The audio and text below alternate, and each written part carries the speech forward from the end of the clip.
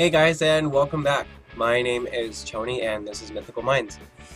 If this is your first time tuning in, I'd like to welcome you. And for my returning viewers, welcome back as always. So, I actually want to cover a little bit more on hair care today. I was visiting some really good friends of mine yesterday, and they kept asking about my hair.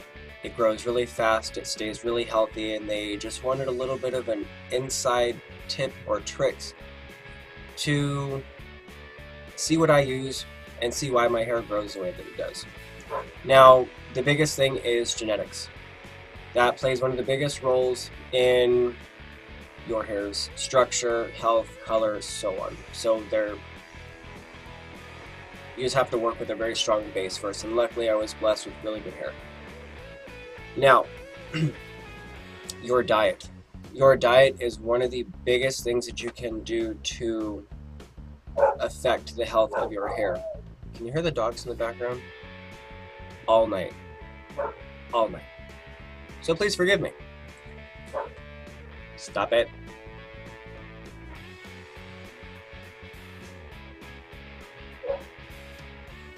I'll take that. Nonetheless, your diet. Your diet really does affect your hair, your skin, your nails.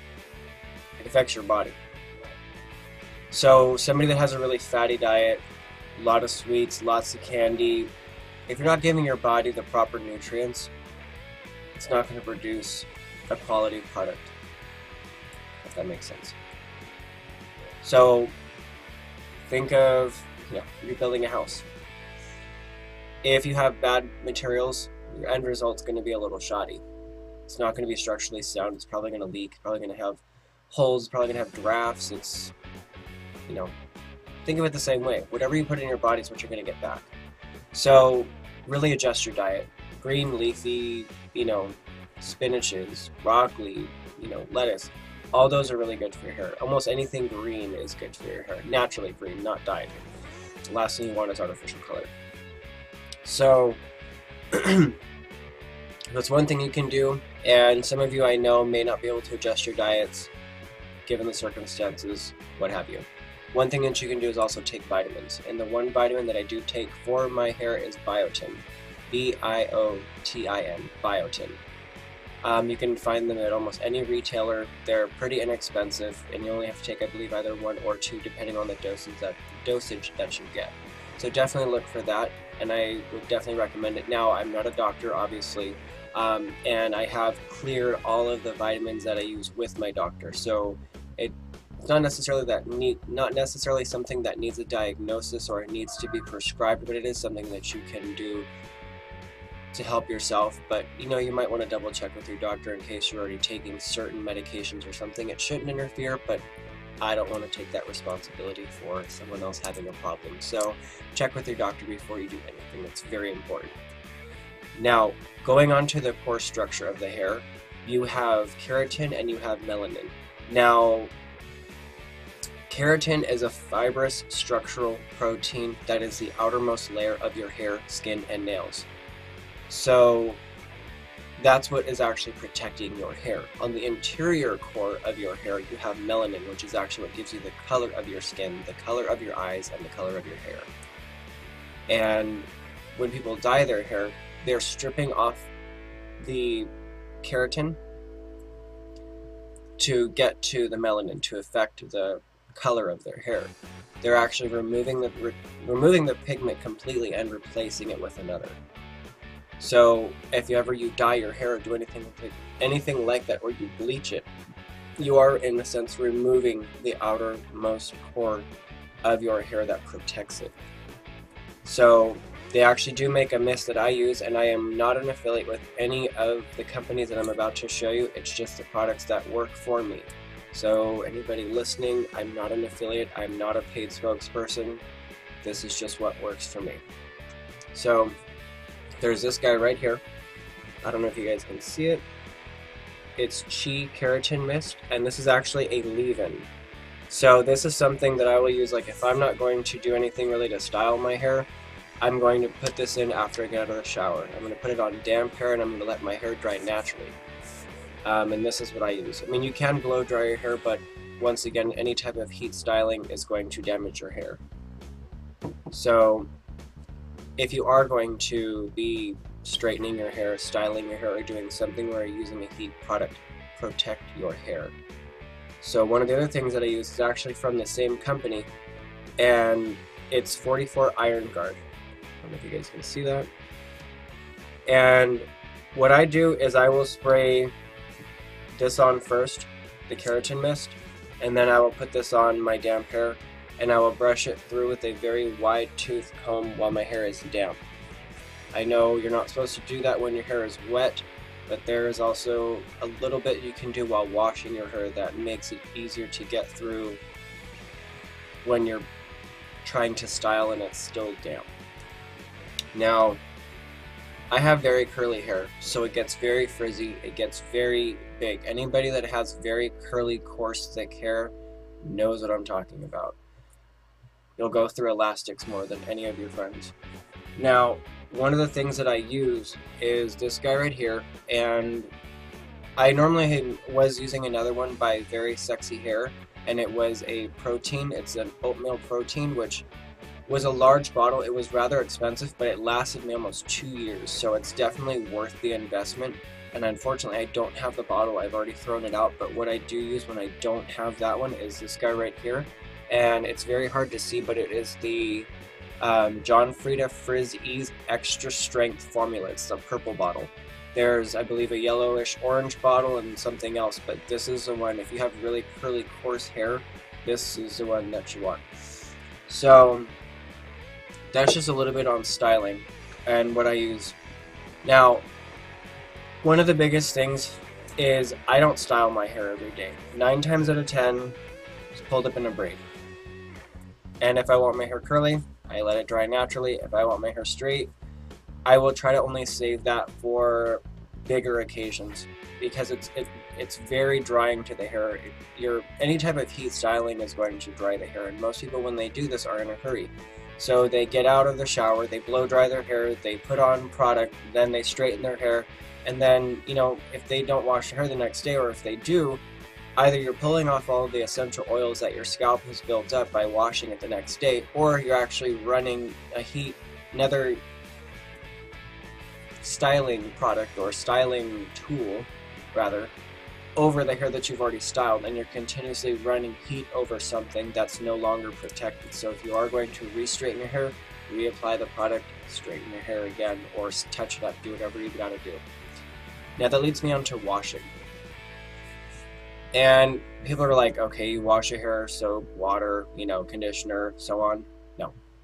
There's actually a specific way that you can wash your hair, and it's actually what I do. It takes extra time, but as I've mentioned before, I do donate my hair. So I need to be able to give them the best quality product that I can get out of my scalp. So, and still be able to, actually have some style with my hair. So nonetheless, washing.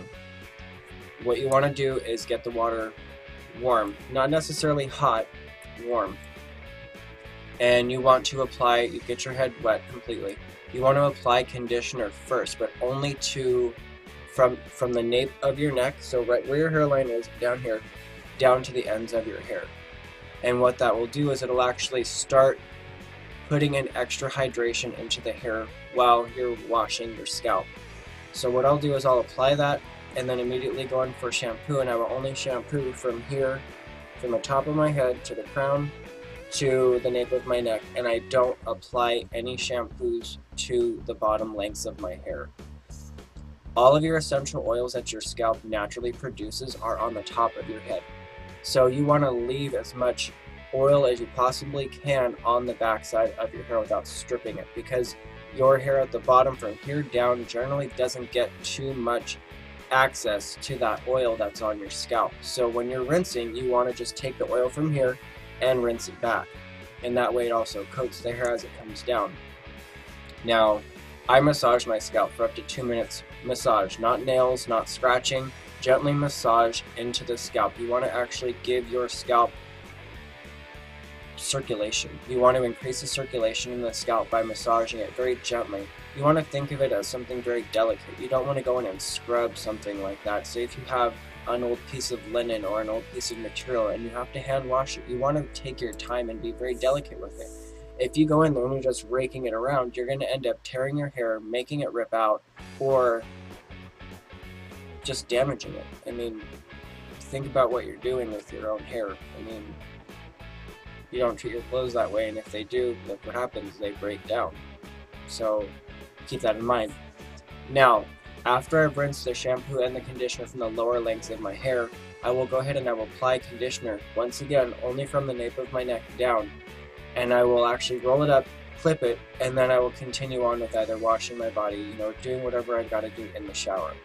And the reason why you want to do that is it actually gives that conditioner extra time to sit on the lower ends of your hair and really condition them. And now you may be asking, why am I applying conditioner twice?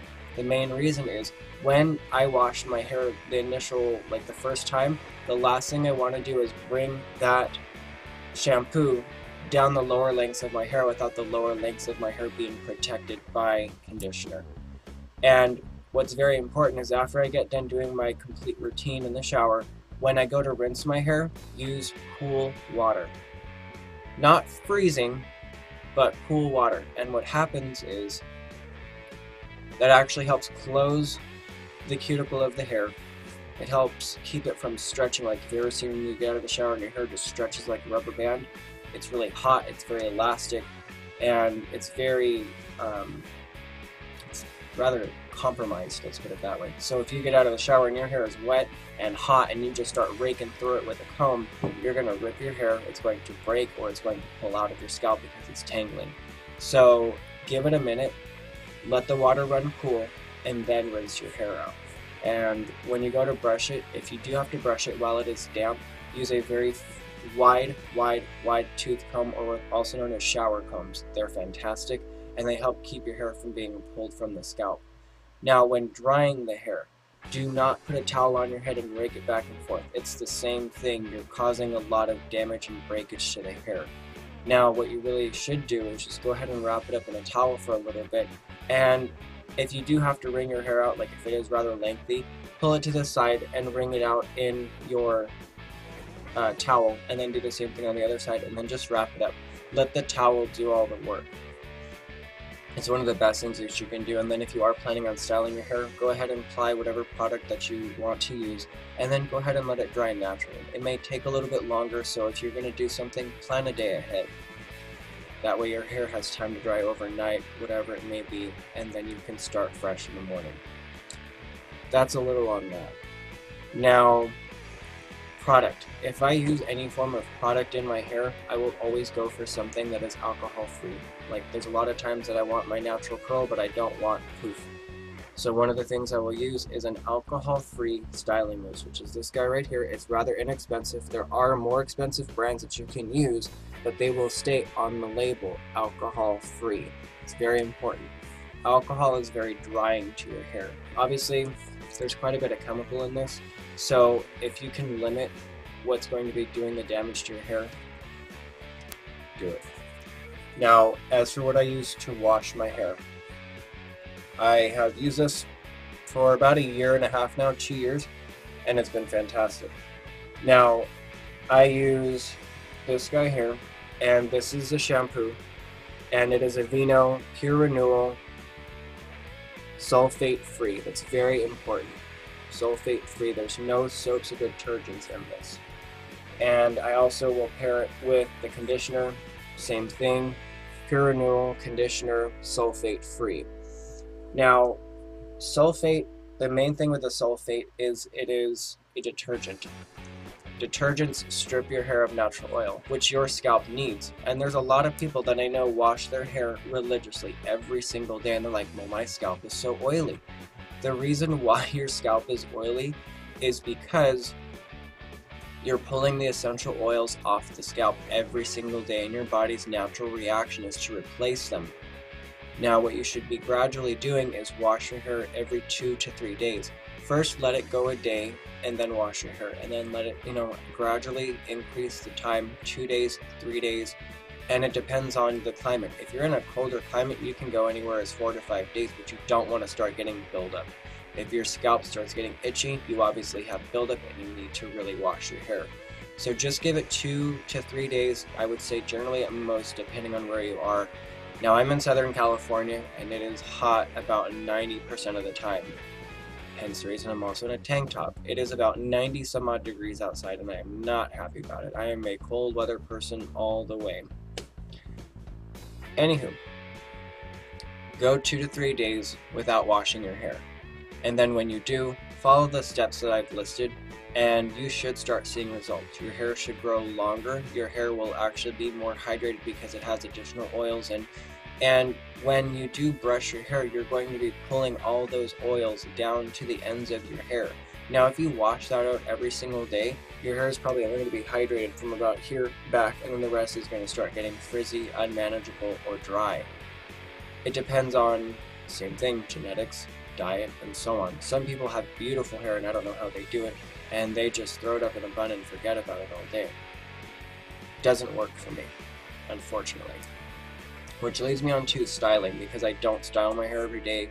Most of the time it's pulled up in a braid.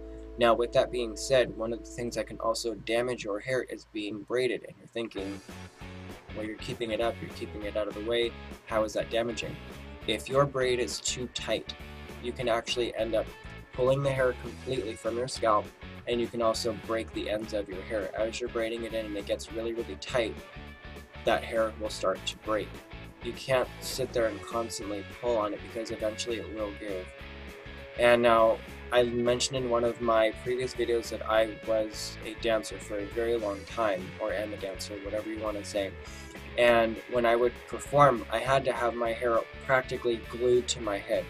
And I will tell you, my ponytail went from being about this thick to down to this like paper thin ponytail, and it was ridiculous because I was so pulling my hair back so tight every single day and washing it every single day and using like harsh gels and chemicals and all the stuff that I ripped all of my hair out, and I had to end up cutting it off and starting over. And for somebody that donates their hair, that is devastating. So let's see, alternative styling methods. If you do want curls, wrap them up, put little hair ties in them, bobby pins, whatever you gotta do, or just braid it. Put it in a couple braids, get them tight to the scalp unless you want curls from here down, then just bring them down here, do a couple pigtails or something, and you know, just spritz them down, let them dry, and you'll get really nice curls. You may not get the little spiral curls that everybody's really going for, but it's less damaging to your hair. It really is, and if you're really into healthy hair, I would rather have really healthy hair rather than completely styled every single day and dead. So that's something you have to take into account. Whatever works for you, and it is obviously your hair, it is your decision. Now, what I use as far as hair ties or anything like that they're called Ouchless. I'm pretty sure everybody has seen them. They are these guys right here, and obviously this is just one of the brands. These are really inexpensive. I think this was only a couple dollars. But if you can see, they don't have any metal on them. They are just glued, you know, and I obviously, because I do have thick hair, I can only use these down at the bottom of my hair whenever I do a braid or something like that. But you have to think about when you're putting metal brackets or anything in your hair, it's something for the hair to get caught on, and it will strip it, it will break it, it will cut through it. It's very damaging, especially to the ends of your hair, which are already more delicate than what's at the root. If your hair starts breaking, obviously your hair just going to get shorter and shorter and shorter. It's no good. Now, one of the things that has become very semi-controversial when it comes to straightening your hair is obviously what you use as far as a styling tool.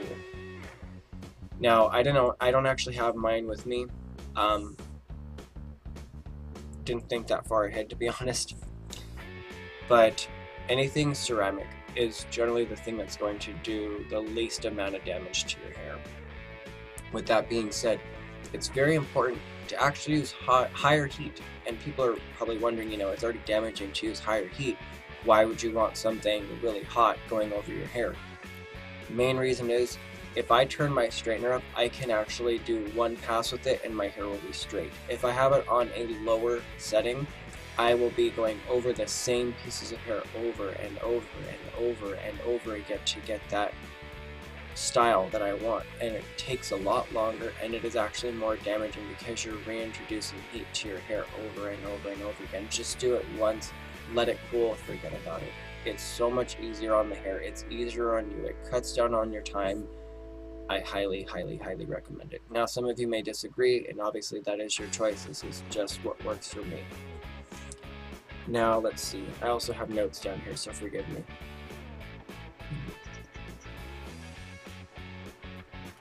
Yes, cost of product. Now, a lot of you may also say, well, the products you're showing are too expensive. Like this, I think was like $16 to $20. Okay, this was about $13 to $14. These are like anywhere from $7 to $10 depending on where you go. Thing is, if I buy a cheaper product, I have to use more of it. If I buy something that is more expensive and that is designed to do exactly what you're wanting, it's worth the extra money. Now, if I buy a cheap product, I have to use 3 times the amount. I end up going through it faster, and then I have to replace it. So say I buy an oil that's cheap. This was $10. If I buy an oil that's cheap, it comes in this big bottle, and you're thinking, wow, it's like $3, $4. What a deal. But you've got to use 3 times the amount. So you have this massive bottle, and you're using, this only takes me 1 pump for my hair. Some of the other ones that I've used in the past, 3, 4, 5 pumps depending on my hair length and so on. Well, I'm using 3 to 4, 5, however many times the product, and I'm going through it faster, and that's $3. Well, if I replace that, 3 times, I've already spent $9 and change, when this little bottle has lasted me over a year and I still have this much left. So it may hurt right off the top when you go to make the investment, but if you really want truly healthy hair and you actually don't want to end up spending more down the line, it's worth spending the money now. And that's if you had it. If not, if you're working on a budget, do what you can with what you've got. It's not saying anything is any better than the other, it's just what really works for you. I mean, I guarantee you people won't agree with the products that I've used, but it's just what works for me. So you honestly do have to do a little bit of investigation and, find out what really works for you. I think I have covered all of my notes. I'm pretty sure of it. Now, please, please, please, please, if you like the video, make sure to give it a big, massive thumbs up. Big one. Like, comment, and or subscribe to my channel. And if you find something very valuable, please feel free to share it. Facebook, do whatever you gotta do. Get my name out there. Please. Maybe this will help.